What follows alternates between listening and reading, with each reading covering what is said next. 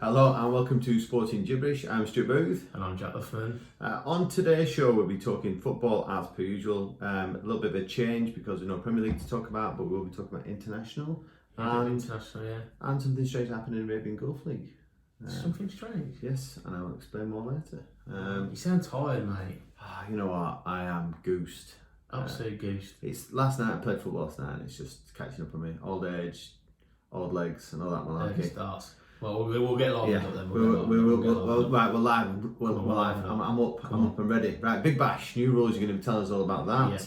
Lewis Hamilton, officially the greatest Formula 1 driver in the world ever. Absolutely. The Masters is also around the corner. No, last week. Last week, sorry, we're doing a review on the Masters. Apologies. We have an interesting interview with a colleague of ours, Lara Bates, about a cycling challenge. We're going through that interview with Lara a little bit later on. Exciting time as well because Larkin's Corner is coming up and does enjoy a good Unfortunately, I told you this. He just got hold of me. He's not done one. Oh my goodness. He's been caught at work and Mike Phelan's had got him working on the training ground. So I don't know if we can do one or whether we'll just preview Fantasy League. I think we just cancel him completely off the show. Thanks, Minnow. Thanks, Larks. But we're going to start with Backdoor Fiction. Yeah. So what I thought I would do is a little bit one on the Luffman, Sporting Luffman, because today, as we're recording the 19th, is my brother's birthday today. Okay. So happy birthday, Tom Fridge. Happy birthday, Tom. I'm sure Rory and Annick have treated you right, and we'll catch up whenever we catch up, whenever that may be. Yeah, we've never even introduced Tom, but yeah, we'll catch up at some point. Yeah, he's not a bad lad. Tom, he'll be alright. Yeah. So I thought we'd go with that. So three fact or fiction. Okay, right. All based upon Tom or the Luffmans. Right, okay. Right, so first one's dead easy. I think you should know this, but we'll go with it. So my dad, John. Yes. Okay. AKA Shrek. AKA Shrek. Footballing knowledge, bit of achievement, blah blah. But anyway, is the only ever unbeaten first team manager for Boston United. Fact or fiction? I think this is fact. I think you remember telling me, did you not just sit in for somebody and covered a couple of games and they didn't end up losing? So yeah. I'm going to go fact. Yeah, fact. So it was a couple of during the Steve Evans era when I don't know if he was around or banned or few first team games that he took over. Yeah, unbeaten. There you go. I do listen. It's about what the wife says. Yeah, do you see? Just have to listen to the right people, that's what it is. Well, I'm glad you said that, not me. Fact and fiction number 2. In 2001, while at Boston Cricket Club won the league to get promoted to the Premier League. Yes. First time in its history. We were all playing there. Well, me and my brother were playing there. Dad was involved, coach or team manager, whatever it was. But we won the league, great. Actually won the league the night England beat Germany 5-1 in the Olympic Stadium. Yes, so what a night that was, as you can probably imagine. Mm-hmm. During the foot and mouth epidemic, whatever it was, so we got delayed, blah blah. Anyway, when the statistics came out, Luffman Senior, as in me, won the league runs, and Luffman Junior, as in Tom, was the league's best wicketkeeper. Fact or fiction? Well, so I do know Tom play wicketkeeper because I've heard that many times. And Luffers, it does make me question, why would you bring it up if it wasn't about you being really good? So I'm going to say fact again. It was fact. And in fact, the fact gets better to a degree because not that he was a Luffman, but we also won the league bowling award that year as well. So young John Lammerman won the bowling award that year, and actually Sean Dawson, who is Tom's brother-in-law, was second in the league wicket. So it was a very successful season for that. Interbred, some people might say. That was a bit harsh, but it's just north of the fence, so there we go. Oh, okay. And fact or fiction number 3. My highest score is 191 not out of 111 balls. Fact or fiction? Considering you only ever score like 8s and 4s and 2s, I'm going to say, see, this is one of them stats that you know precisely, but I think it's going to be one of them that you've just altered one of the stat whilst you've been giving it me. So I'm going to say not a fact. Fact. I don't think in any times you've done fact or fiction, you've actually given me any fiction. This is it. Fact. So that was in 2002, just before I went across to Australia to play at home for Boston versus Thorsby Colliery or North Thorsby, I can't remember now. In the third, it was Sunday League team, isn't it? Newark Lions Premier Division. It was Sunday cricket, but it was decent level. But 191 not out from 11 plus. So I tell you, people listening on the podcast, if you could see his face there, you need to have a look on YouTube. There was a definite look of then disgust that Stu said it was Sunday League and it was good standard though. But yes, whilst we're on that look, they're coming on a treat. I reckon when I've had this shave, this tash is going to be disgustingly good. Mine, the wife hates it. Oh yeah, she detests it. Well, I suppose gives a bit of peace and quiet, doesn't it? Just have to sit in different rooms, different rooms. Yeah. So that's all good. Right. Sporting week. So Luffers, I think you led off last week, so I'll go this week. You go this week, yeah. I am mega tight. Like an idiot, I played 2 games this week and a training game. Thinking I'm still a young pup, and it's absolutely ruined me. Played Sunday night for the Vets team in an open age category. It's called a social league, but we play against open age category, and we beat FC Dubai Bergerie or something they're called, and we beat them 3-1, quite comfortable. Most entertaining part was the goalkeeper getting injured, then getting up threatening to sue the referee, and then swearing at him and getting sent off.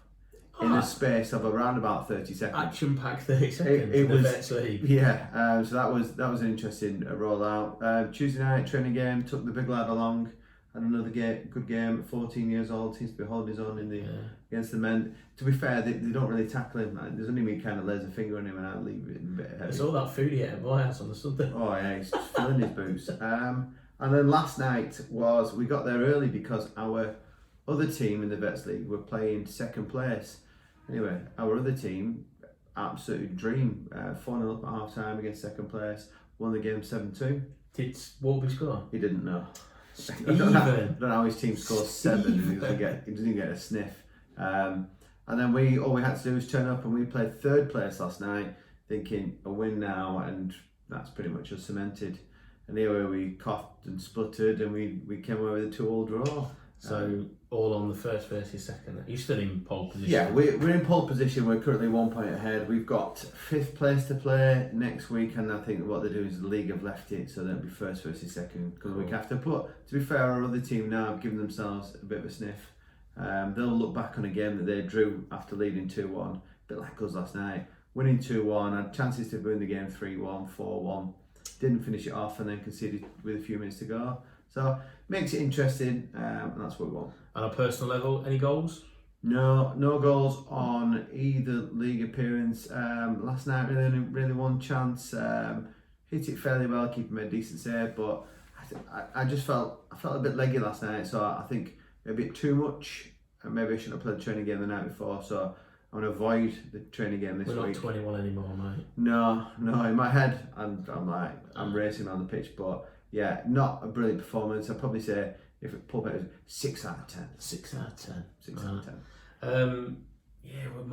had a mixed week. Yeah, I was going to say, here we go. So we were going into to win. If we'd won, we I think pretty much guaranteed 4th spot in the finals, and we've lost.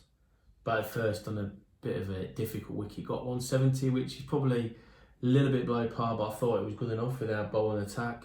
We just bowled and fielded long. Well, Blimey. Yeah, unbelievable, really, really bad, and they cruised it. Fair play to them, they played some good cricket. So they overtook us on run rate now. And then, lo and behold, later in the day, one of the other teams, who was not expecting to beat one of the top teams, beat the top team. So they all of a sudden won back. Shadow were in the shell, although they lost last night, thankfully. So now we've basically got to win tomorrow against Stallions, a healthy win to up our run rate, and then I hope that the side that beat us last week, Emirates MBD, lose and then win the top 4. So, knowing off previous form, how many did you score last week? 21. 21, so 20 oddish. Did you go out the night before? Yeah, was that a little So, there seems to be a bit of a theme. I know we joked about the fact that when somebody comes and watches you bottle it, but it seems to be you score better when you've been out the night before. So, I'm suggesting you should have a few blackcurrants. Few blackcurrants. I think it makes me concentrate on the ball a bit better. Does it? I don't know. Well, if I've got nothing on, I might pop down. Oh no! What time? I've gone already. Yeah. 1 o'clock starts, Stu. I'd love to see you there with your support.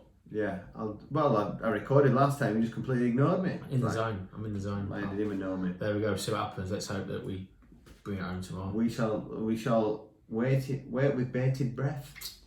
Right, moving on the Masters. You're going to review it as in I didn't even have a clue this was going on. Yeah, so the Masters obviously moved from April usually, so they brought it back to November, no crowds, etc. So obviously the pinnacle of golf. I think if you're not a golf fan, everybody probably mentions the Masters and the Ryder Cup above anything else. So just really a little thing people are watching. It was very strange watching without crowds there, particularly around a main corner where, particularly on the last day, that's where the pressure builds. Get in the hole! Yeah, and all that kind of stuff. And so that was very strange when I watched it. And of course it was a lot softer because of the weather, so the scores was going to be down. So, they were really attacking the flags and it was sticking.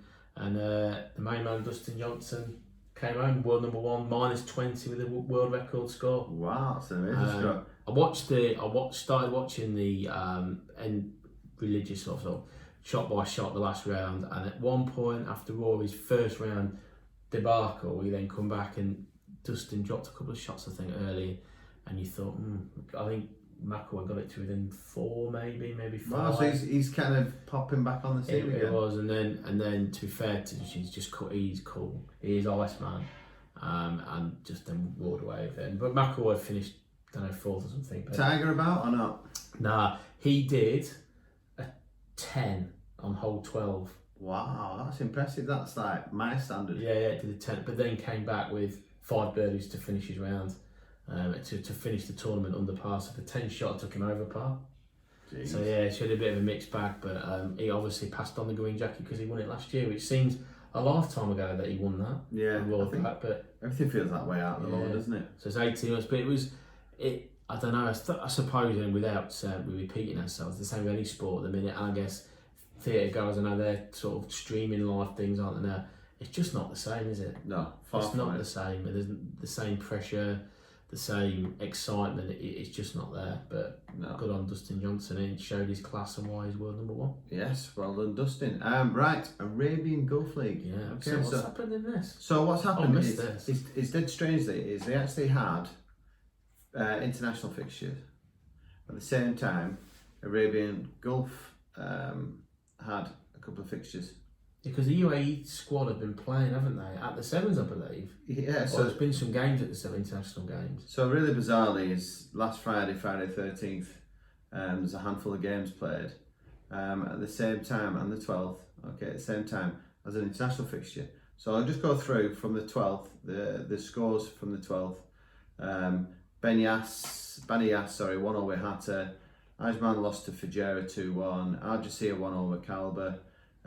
Khurafakan 0-0 at Al-Ain. Good point for Khurafakan. Well, yeah, I don't know how the cup system. I think it looks like it's another league system. Oh, okay. Shabab Al Ali finally didn't draw. Won again 3-0. Al Wasl 2-0. And your boys didn't have a game. No. Which seems pretty ordinary. But then at the same time on the 12th, UAE played Tajikistan, is that Tajikistan, yeah. Tajikistan, and actually won at Al Wasl Club 3-2. So there's a UAE game. So there's a UAE game at the same time as an Arabian Cup game, which interesting. Which is very interesting, and obviously for everybody back home that watches English football, basically everything in top league stops. Top league and championship stop. I think it's if you've got 3 or 4 international players. Lincoln City's game was called off in League One last week because there were international. Lincoln City had international players there. Jez, you've done all right there, haven't you? He's doing his thing. Yeah. But then also UAE actually played a couple of nights ago on the 16th against Bahrain. Unfortunately lost 3-1. But yeah, it's very strange that it feels a little bit more like cricket. You know, where cricket, if they've got an international player, they disappear off, don't they? And the game's kind of. And a little bit like rugby union. Yeah. Well, a lot like that's what happens with rugby union, isn't it? So it's interesting because I know that's been aired, hasn't it, in the football in the past. That, you know, just crack on because it would obviously open up to a degree, but you imagine like one of the top sides, they'd have no players, would they? Well, they'd literally have no players. Well, yeah, if you think about how much football's worth, and you send away, like Man City for instance, they pretty much send away their full squad, they'd be left with an under 23 squad, and then potentially half of them would be international. So it'd be a little bit unfair, and because it costs so much and there's so much at stake, yeah, I can understand it. But yeah, very interesting. It's something that I found out. So yeah. if you didn't know that before, you've learned something new The today. Arabian Gulf League continues when the UAE have an international But fixture. I don't know if they only play the cup games at this point. Yeah, which would make sense, maybe. Yeah. So maybe that's the aspect. But going on to fixtures this week, interesting one straight off the bat there. Al Wassel play Al Ain on Friday evening. So we're recording on Thursday, but if you are listening to this tomorrow, it will be tomorrow evening at 6 o'clock. Yeah. At Al Wassel. Benias will play Kalba. Fujera are playing Hatta. Sharjah versus Al Nassr. Big game. That is like top. Neither of you two have lost yet. No. So Sharjah maximum points. Yeah, 5 and 5 I think, and Al Nassr have maybe drawn one or two. We've drawn one, yeah. Al Wada versus Ajman. Al Dafra versus Kofakan. Shabab Ali versus Al Jazeera, which is obviously Abdul Rahman's team. Yes. So yeah, good mixture of fixtures spanning from Friday evening right through to Saturday evening. So very good. Lots for you to keep an eye out on that aspect. There is a little rumour, isn't there, that fans might be 30%? 30% back fairly quickly. I read somewhere that they were trying to get some fans into the golf. There's 2 European Tour golf tournaments. The usual one, the end one, they've introduced another one. Which one? The new one starts the first weekend of December, and the finale to the race to Dubai is the following week. There's talk of maybe crowds in there potentially, but certainly in January it looks like. Fingers crossed, because if that goes ahead, A, we can get to the football. Yeah. B, it looks like England's tour of India cricket could happen here, so that we can get to that. Well, I can. Well, I read. And the IPL is coming back in April, I believe. I read that England are going to go on tour to Pakistan as well. Is that correct? October, yeah. So that's really good. See, you hang around with you that much. I'm partly paying attention to cricket now. Right, so international break. So we've had the international break. It's potentially the worst part of any football season for me. I pay absolutely zero interest in the EuroLeague. I think it's an absolute. I understand the aspect behind it, that to try and make games more competitive in order to keep an interest from people, but waste of time this point of the year, causing way too many injuries, and we've been caught foul of it again. Yeah, I mean, I like the Nations thing because of what you just said. I think an international window at this point in time is horrific anyway, let alone the current situation. Why on earth did they all have to play 3 games? And why on earth couldn't they have the Euro Nations? I can't see any benefit in it. Yeah, well, you look at that. England had to play Republic of Ireland in a friendly, even though they cancelled the original one. Don't play a game. Yeah. But I don't know. Maybe it's more TV rights than anything else. It feels like we're only 4 weeks since the last international break. It's just too. It's just coming too thick and too fast. And that's supposedly. I do like the idea that there's no friendlies, although albeit England play there are a few, but there used to be all friendlies, didn't they? I do like that fact, particularly with England. Let's be honest. Forget about a record in major tournaments, which up until 2008 has been pretty ordinary. Our qualifying record is brilliant, isn't it? Yeah. It always is really good. Since the Wally with the volley left, for example, and the odd blip, it's been really good because basically we end up with a group of minnows. So from England's point of view, it's good. And we seem to be losing to the better teams still, but that's only a good thing. But we don't need 6 international games inside 5 weeks, do we? No, far from it. Particularly at the time. I'm going to throw this question out to you because I had this discussion with somebody the other day. How good are England? Well, I suppose it's going to lead on to what I've sort of tasked you with as well, isn't it, this week? I think that it all depends, and I had this chat with my dad actually over messages, and I tended to agree with him. I think we could be dangerous in a major tournament if we're brave, if Southgate's brave. There's no doubt that our strength is in the attacking third. There's no question for me. And if they all play and they're playing well, then I think we could be dangerous. I'm not saying we're going to be the best footballing side. Are we going to play sort of Belgium and Spain off the park in terms of passing? No, but you play to your strengths for me. I don't think we're as good as what other people think we are. I don't think we're probably as good as the ratings suggest, because actually, let's be honest, And if you read, in 2018 World Cup, the side that was rated better than us, we lost twice to Belgium, albeit one of them was the fourth place playoff, and the Croatia, which you'd argue we probably should have won in terms of level or comparable, we lost. Have we come forward from that? I don't know. I don't really know how good we are. I suppose that it will be this Euros will be the key, won't it? But for me, he's just a bit too safe at times. I know last time I had a rant playing, and he did it in Belgium, didn't he? I didn't watch either of the games because they're late here, aren't they now? And a bit like you, not that I'm not interested, but just busy and tired, so I didn't stay up for any of them. But just looking at the side, we go away to Belgium. Oh, okay, they're a good side, not a problem with that. We're playing 7 defenders on the pitch. Yeah, ridiculous. I just think we are a second-rate international team. People, and England fans especially, you're delusional. Take into account, you look at the quality of our centre midfield. So you'd argue that Henderson's probably one of our better ones. That busies around and then you look at his technical ability in comparison to Thiago. The same club. De Bruyne. They are absolutely worlds apart. It's not even like close. It's not even like, oh, it's just a little bit better. It's like a division apart. And you think about that, and then we are technically not a good nation at football. We are spoiled with the Premiership and the fact that we are littered with all these high quality players, which we say are going to improve our place, but we're not good enough technically from a young age to be able to compete with the likes of this team. And yet you're completely right, is that England overachieved in the last championship under Southgate. I think Southgate's completely lost his way. I don't think he knows whether he's coming and going. I think he keeps tinkering too much, that he's messing about with it. We just need to set up. I get your point completely about playing 7 defenders. Don't do that at all. But we are not going to be a team that's going to be able to dominate games and stuff like that. We need to draw teams out and then hit quickly. You've got Harry Kane as a focal point, and if you play him a bit like Liverpool system, where Harry Kane comes back to goal and comes to receive it in here, and then sets and then gets back in the box, and we have Sancho and Sterling running in behind, I think we'll be much more effective. And get them boys to the byline, or even cutting in behind. To get to the byline, they bring it back in, Kane's in there to finish. But I just think that we've lost our way. We don't know what we're doing. I agree that he's tinkered too much. And I don't go with this thing of playing 3 centre halves and that is a negative. I don't think it is a negative thing. I think it can be a positive thing because it allows you then to play those 3 forwards in 4 positions, not with these, like wide forwards that have to do a bit of defending, because you've got your wing backs or your wide midfield players to do that. Yeah. And let's be honest, we talk, you're dead right about Thiago, and I mentioned De Bruyne and other people. Let's be honest, there's plenty of other sides in Europe and in the world who would love to have Kane and Sterling up front because they're missing some. Our biggest issue, for me, is the midfield.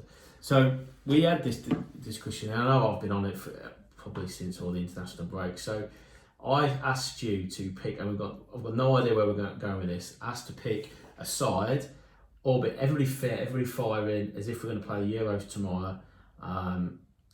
So yeah, we've picked each side. Well, so I've gone. How are we going to do this? So do you want to go through all of it and then me? We'll go through all of it, and then you can see if we've got anything that's similar. Okay. But I've gone with the similar formation to what he normally plays, 4-3-3. Okay. So I've gone Pope in goal, Trent Alexander right back, Walker centre back, and then alongside, and this was a sticking point, was Conor Cody or Maguire. I couldn't quite decide which one of them, so I put both in that position. Chilwell left back. Then I've got Henderson as like the defensive side of midfield. Yeah. Then I've gone Foden and Grealish.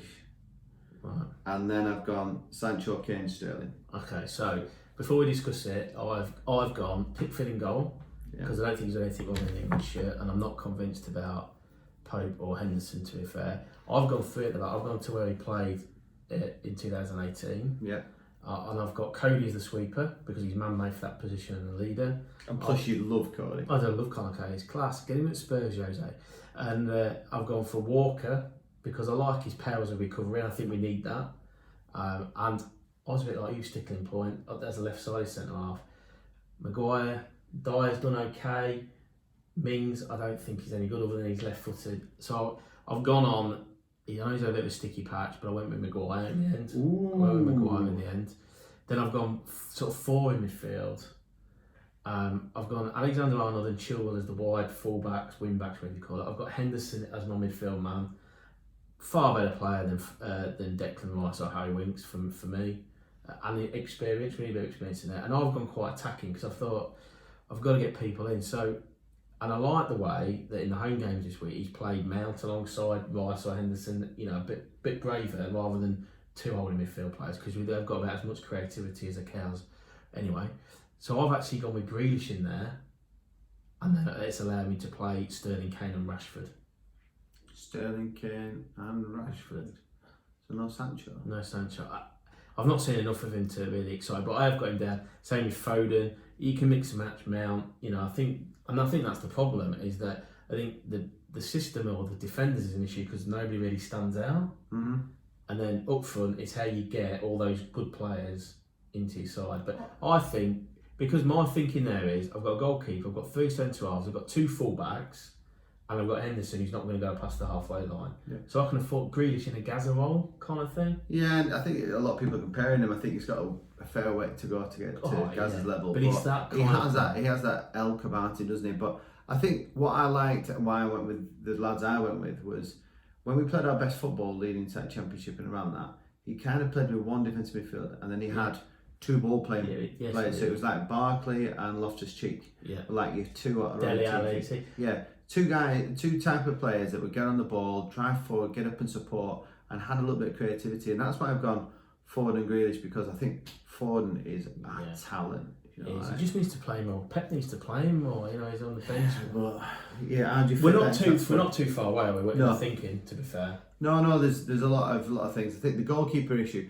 My only downside, I think Pope is the better goalkeeper. I just think that his distribution is awful, isn't it? It needs working on. But you know what? I'm not going to drop a keeper because his kicking out is not as good as somebody else's. I just think Pickford, for all his indifferent form for Everton, and you can't ignore that. I think he's liable to either kick somebody in the knee or throw one. Is he still alive? Is Verge still alive? Verge is still alive. There's still nothing out there. But okay. You look at it. You look at them 2 games at Liverpool where the one where he drops the ball onto the crossbar and Origi scores it, and the one where he comes out and does that. He's liable to do that. And would you want him to risk that in the Championship? But he's not done it for England. I bet I can find something. I bet he's done something for England. Yeah. But I tell you what I do like, and this is where Southgate you need to listen, is that we've both gone attacking. Yeah. That's an attacking lineup. In a different system, that's an attacking lineup. Yeah, I think if you play it similar to like Liverpool, we've both got 5 attacking players. When you've got the full backs pushing on, it'll make a difference. Yeah, exactly. And I mess up the mind then, is it? Or just go for it funny? Just keep it, hold it tight. Yeah, hold it tight, she said. So there you go. Anyway, do you agree, disagree with it? Yeah, let us know what your thoughts are. Right, Premier League lineups or fixtures for this weekend. Right, so Saturday there's some big games this week. Yeah, there's a great game on Saturday. Newcastle are playing. That's the biggest game on Saturday. Yeah, Newcastle Chelsea, that's the one. Villa Brighton it just sounds diabolical, and then there's somebody called Tottenham Hotspurs versus Man City. Big game. It starts a real tricky run for us. I think that's it. It's going to be a good yardstick for you guys. Yeah, definitely. Like to see where you're at, because if you can get a result, let's be honest, you went there and beat them at City last year towards the end of the season. If you can get a result there, then that puts you in good stead. And Man City must also be got half an eye on that going.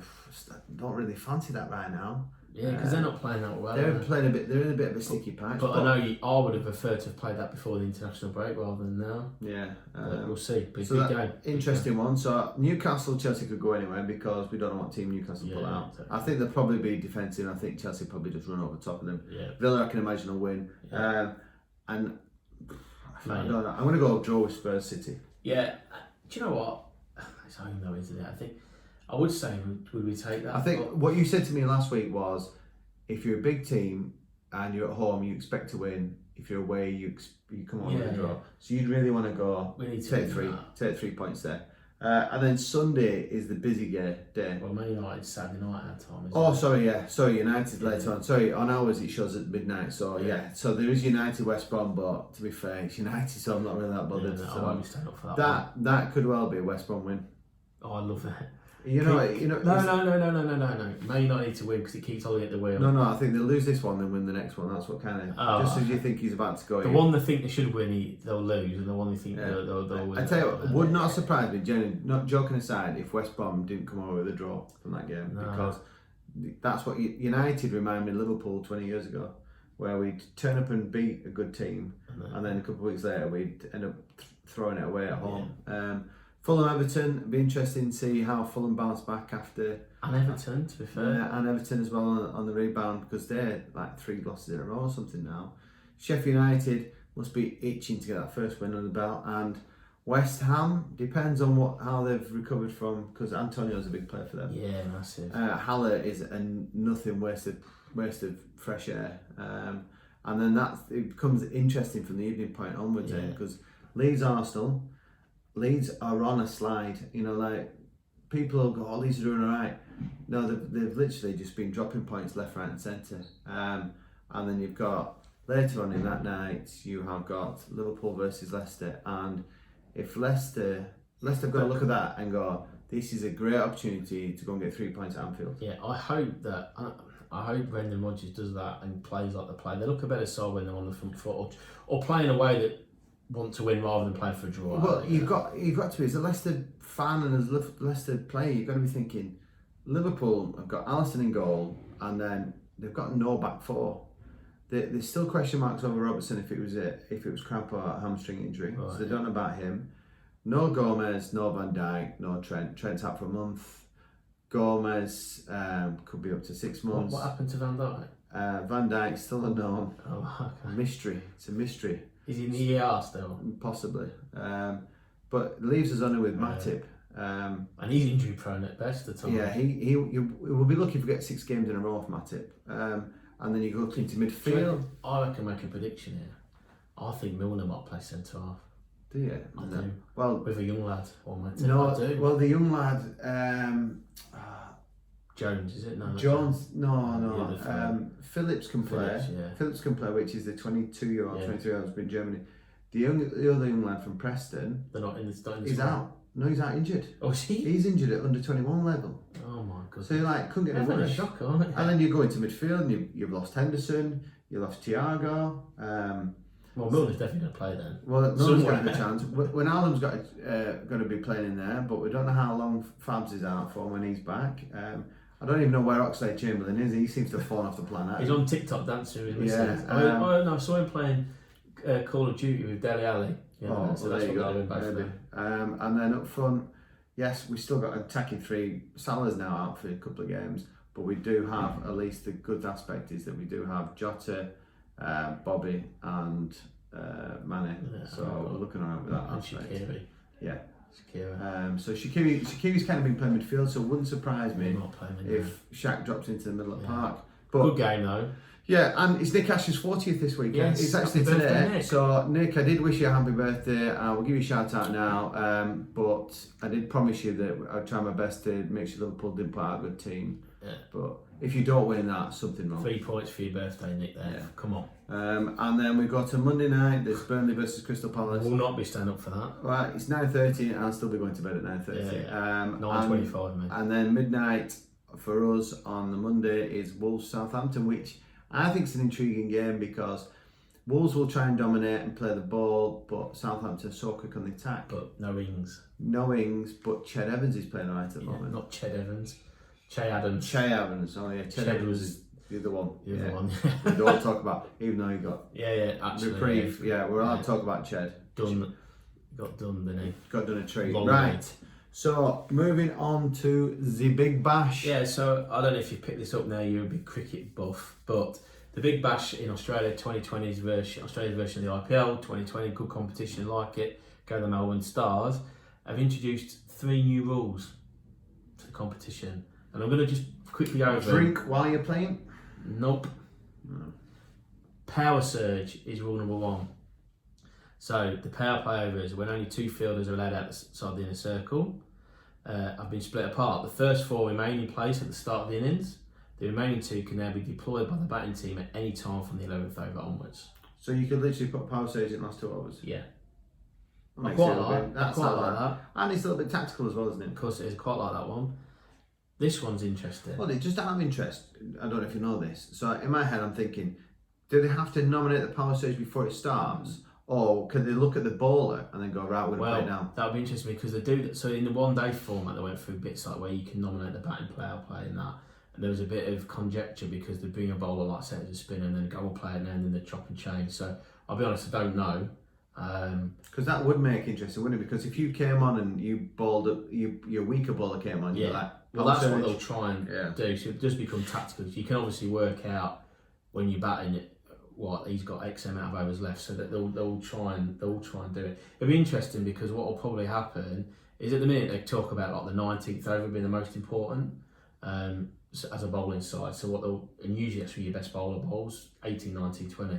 So they might decide that actually that bowler's going to bowl some of his overs in that second power play, which leaves open for it. Tactical. Quite like that one. Like that one. This one's interesting. The X Factor player.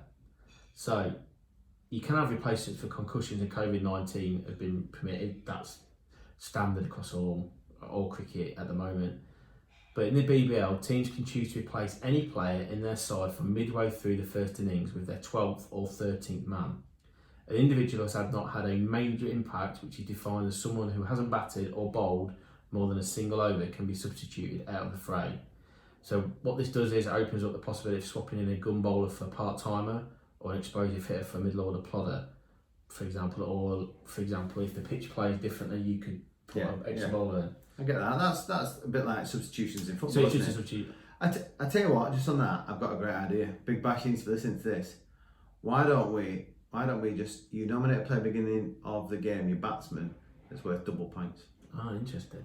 They did play a version of a short game version, because Super 8 I think it was called, in New Zealand a few years ago, where not quite that, but they had double scoring zones. So if you hit it straight back behind the ball, instead of 6 it was 12, and then through a different area like an end zone. I actually watched actually a six-a-side tournament at our cricket ground. They did that. It was quite good, that, like little zones where you doubled runs. So there you go, Big Bel's another one. Anyway, the third one is bash points. So 3 points will be awarded for a winning team now rather than just a 2. But a fourth point is up for grabs for the side who has the highest score after the midway point of the chase. So if you're chasing... even if you lose, you still can pick up. If you're chasing my score, but after 10 overs your score is better than what mine was, then you get a point there. Even though I could eventually lose the game and still walk away. Yeah, fair enough. I like it when it's a couple of bonus points, it's not like stupid amounts. Yeah. I think that's good, because I think the problem with the big bash is 6 or 8 teams, a bit like the IPL, as you saw here, gets very close. Yeah. And run rate then comes into it as it's coming into air game. And I don't really like that, because I think it's about winning games of cricket rather than. So all in all, I'm not so keen about the substitution one. The power play one I quite like, because that's just see what happens, see if people are. I think the idea is there that people are so set in the first 6 being a power play that they'll still do that, and almost becomes 8 power play overs out of the 20. And I like the points one as well. Yeah, well, look forward to it. When does Big Bash start? Soon, end of the month, I think. End of the month, right? So it goes over Christmas. Well, that means we need to pick up some teams, don't we? Melbourne starts for me. Oh, he already knows, doesn't he? Is that where all the best players are? No, it's where KP played when he was playing. My mate KP. My mate KP, no. Didn't he respond to your email, though, did he? No. Not that much of a mate, then, is he? He's not really a mate. He's just. I just saw him in the treehouse once. Yeah, he remembered Woodall though. I had a selfie with him. Yeah, it's a bad selfie. Have you seen it? Yeah. Oh, it's a shocker. Yeah, it's not the best. Right, Lewis Hamilton. Well, statistically now, he is the greatest ever F1 driver. Most wins, most poles, and joint most world championships. That with 7, I think, with Schumacher. So you would think he's going to surpass that and get to 8 and above. So I don't think there's any doubt about that. Surely to goodness, he should be knighted. I don't think there's any doubt. It's really strange is that a lot of knighthoods usually come after the finish, don't they? Yeah. But if he's already there and done and dusted, why can he not be done? He didn't. Alistair Cook became a Sir while he was still playing. Yeah, but he's they're very few and far between. Because they are, yeah. But I think so. If you're leading on every single aspect, and let's be honest, he could still drive for another good few years. So he could literally put a marker on there that's going to be near on impossible to catch. Forget whether you like him or dislike him. Forget whether you're talking about whether he's got offshore accounts or not. He's like Marmite, isn't he? Yeah, he's talented. You can't take that away from him. The guy is talented. Yeah. And I'd like to see him, everybody in an equal car, and then see, just in a one-off, everybody stick I think They it's still say he'll win though. Formula 3000. Let's stick him in one of them where everybody's equal and go for it. But yeah, you're completely right. He is. And also forget whether you agree with Knight in sports heroes or not, whatever. That's irrelevant because that happens. Yeah, it's outstanding in your field. That's the ruling, isn't it? For me, he's got to be up there, and he's got to be. And what I'm going to set you for next week on the back of this is I want you to come armed with your 10 best ever British sports people. Right. Okay. Top 10. I'll tell you what we'll do is I'll do it, but we'll also put it out there and see if we get a few top people. 10 British sports people because he has to be in there, does he not? Yeah, well, it just reminded me of something that's gone on, but it's going slightly off cue with Lewis Hamilton. But yeah, you're completely right. But Mario Balotelli. Oh yeah. So I have you linked those two, by the way. Well, it's when you said we're going to put it out there, it reminded me that I got a message before you put it on. Oh, what did it say? Saying that Mario Balotelli potentially went to Barnsley. Breaking news, guys. Breaking news. Balotelli. We need a ticket. Could you imagine Balotelli at Barnsley with old flat cap on, lad? Yeah, but yeah, I got a message off one of our listeners about that. So yeah, just slightly off cue, but yeah, we'll do the top 10 British sports people. Yeah. Or persons. Yeah. And we'll have a look at that. Be interesting because he has to be up there. I'm not his greatest fan. Don't sit here and think. I think he could be a lot more humble than what he is. I think he does some bizarre things. But you cannot take away the talent. Yeah, I think that's right, and he's just got a quirky personality. Yeah. But right, moving on. So, quick background: a couple of colleagues of ours are doing a cycle challenge. I'm not going to go into detail because Jack's got it on form. We're going to go through to Lara's interview now. You managed to catch up with her earlier this week. Yeah. Yes, how are you? I'm good, thank you. Thank you for having me. No, that's not a problem. Right, okay, so just a little bit of background. Lara and Tom Kegging, not Keggings as I keep getting it correctly. Kegging. Currently embarking on a 20-kilometre a day bike ride because they're just generally lunatics. Is that correct, Lara? Yeah, I ask myself every day whether I need my head testing or not. But obviously over lockdown, it was really strict in Dubai, so fitness-wise went down. Tom and I live quite close to each other, so then we started bike riding. And then Tom saw on Facebook a guy had been running, he did a year running 10k every day for a year, and he said, "Oh, I've got a challenge for us, let's do this." And I went, "No mate, I'm not running 10k." And he said, "Oh no, I can do 5." And I was like, "I can't even run 3 right now." Like, as you know, like I've recently had like a couple of injuries, so I was like, "I can't run." And he went, "Okay, 20k a day on the bike for a year." And I went, "Oh yeah, you're on, it'll be fine." Yeah, no. So that was the initial idea, but yeah, that kind of evolved, and now you are looking at supporting some charities or raising the awareness, shall we say? Yeah, so there's 2 charities that are really sort of close to our hearts.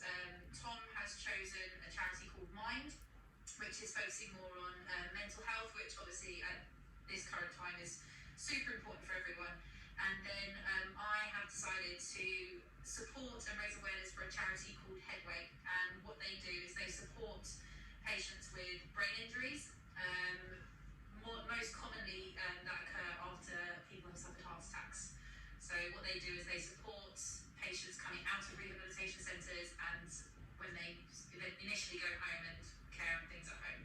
So yeah. So both well worth charities and you've got to raise awareness. Is there a particular reason you chose yours, Lara? Yeah, very, very close reason for me. So my dad had a heart attack.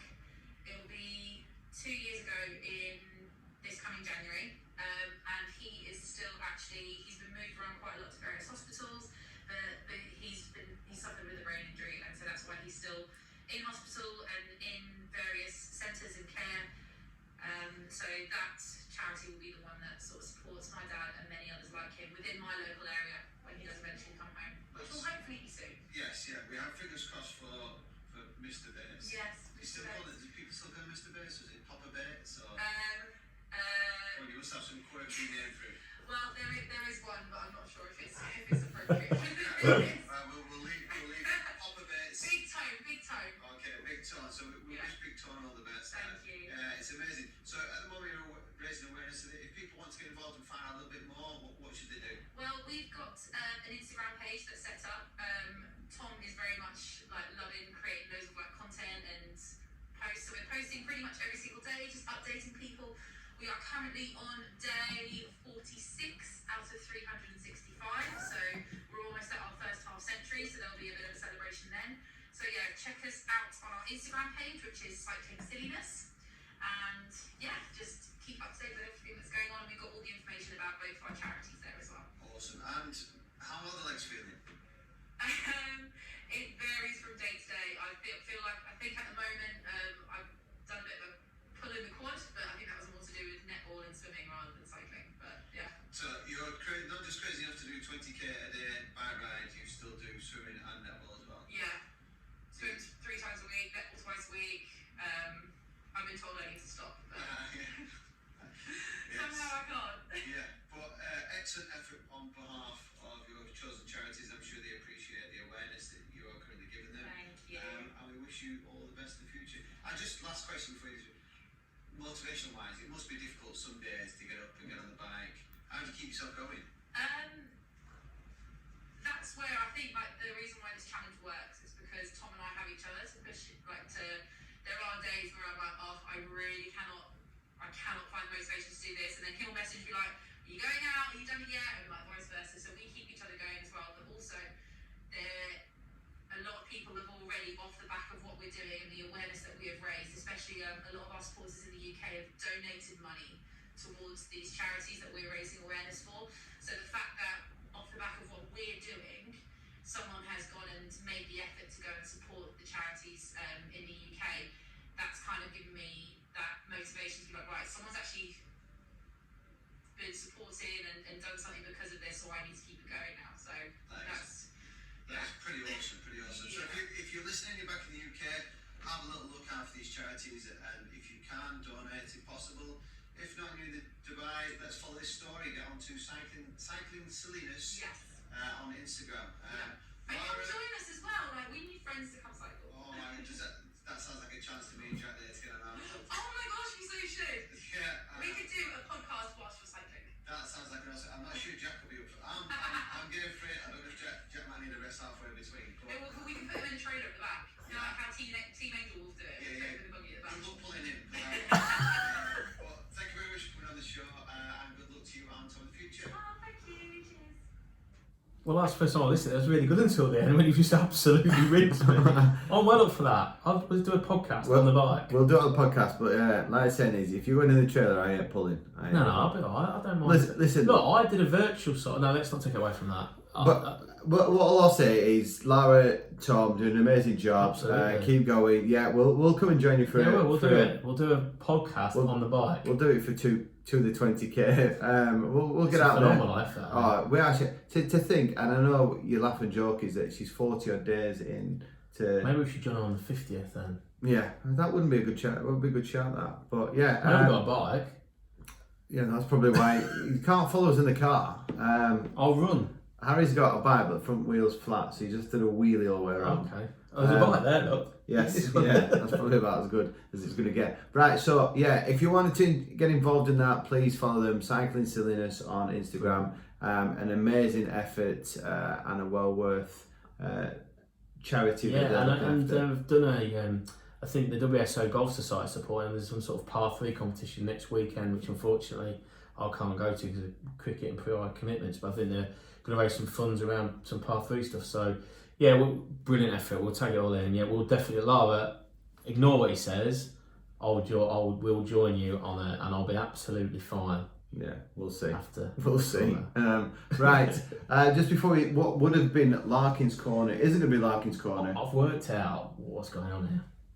What's going on? All of a sudden, he thinks he's a golfer. He played in the Hurricanes golf day last week. Oh, so he won. His team won, didn't they? Oh my goodness. So I think his team won, so he didn't win. Yeah, he played off 36 handicap, but I think he's ditched us for some golf. So we need to have a word with him, I think. Yeah, I think so. But right, so we're going to fill in for him. So I've decided I'm going to choose my team. I'm going to say choose my team. I've been absolutely diabolical so far this season. But my biggest thing is I've gone with a bit of a wild card here. So my current team lines up with Messler in goal from Leeds United. I've got Walker Peters, James from Chelsea, and Chilwell from Chelsea as a back three. I've got Mane, Barkley, Klitsch and Jota across the midfield. And then up front it's Calvert-Lewin, Kane and Richarlison. But Richarlison's a slight doubt. But I did put Basham in as my first substitute, who are at home to West Ham. So there is a potential to get points if Richarlison would score or play. But I've gone with Mane as captain simply because he's going to be leading the Liverpool line. And with Salah out, he should be the next in line for penalties. So you're thinking. So that's what my thought process. You've got to pick penalty takers, haven't you, at the minute in the Premier League? Yeah, and to be fair, you know, Harry Kane against Man City is, you know, like he could potentially go out there and do well, but it is Man City, so I edged my bets and we'll see how you go. See how we go. But yeah, how about you? Anything inspirational for you? You going with any specific captain this week? No, sticking with Kane. I've not made any changes. Let me just find it on here. Not made any changes to my team. I'm going well. I'm in the top 2 or 3. So my team is as follows. I've got Pope in goal. Yeah. Even though you don't rate him as an England keeper. Yeah, I've got him in goal. Wow. Has to make a lot of saves, doesn't he, for Burnley? Then I've got back 3 of Reggie, left back. Yeah. Spurs left back. Digne. Yeah. And Kilman from Wolves. So I went with him over Koch. I put him on the bench because they're home to Arsenal. Then on midfield 4, Fernandes, Rodriguez, Son and Foden. And then Kane, Calvert-Lewin, Jimenez. And my first substitution is Jorginho from Chelsea, Koch, and then Nico Williams on the bench. So I've not made any changes at all. Not made any more transfers this day. I looked at it, thought, no, we'll go with it. See what happens. So I'm back in Kane. We shall see. Right, that concludes another show. As you can see, for people at home, Movember is going relatively well. My handlebar tash is coming along a treat. But if you have a look on Facebook and Instagram, I'm sure you'll see pictures of us. I am a little bit worried about your tash. It is a bit of a strange thing. It's weird, isn't it? You just wonder if a big gust of wind is going to come off. It's just a bit bushy. Yeah. Could have gone anywhere with that next comment. But I'm going to keep it family friendly. But yes, thank you very much for everybody listening. Remember, follow us, rate us. You know you love us. Subscribe to us on YouTube. Let's get those subscribers up there. And thank you very much to Lara, and good luck with Lara and Tom in the future. But as always, Jack, What do we know?